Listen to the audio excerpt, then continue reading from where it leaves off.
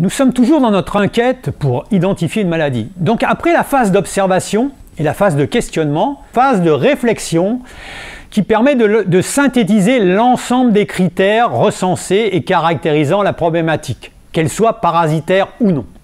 Cette synthèse permet de constituer le portrait robot de la maladie qu'il convient de comparer à celui fourni par les différentes ressources, qui peuvent être des mémentos spécialisés, des guides en protection des plantes, maladies et ravageurs du fraisier, maladies et ravageurs de la tomate, maladies et ravageurs de l'olivier, des ouvrages spécialisés. Vous avez une multitude de sites web performants, je dirais compétents, avec des informations validées. Et maintenant, vous avez des outils nomades, c'est-à-dire vous avez des applications sur smartphone et tablettes qui vous apportent des contenus scientifiques en termes de connaissances sur les bioagresseurs.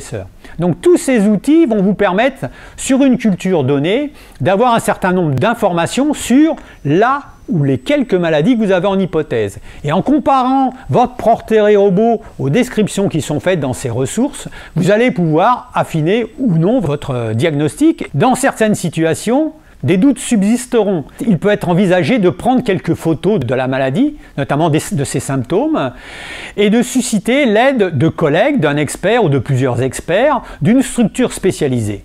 On peut aussi faire confirmer son diagnostic par un laboratoire.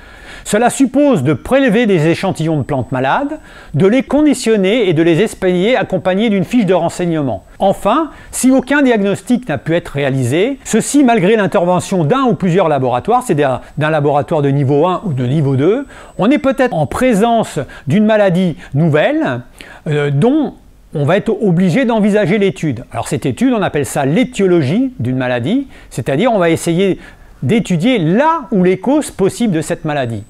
C'est très important et cette étude souvent est réalisée soit par des laboratoires de recherche appliquée, soit des laboratoires de recherche cognitive importante de haut niveau.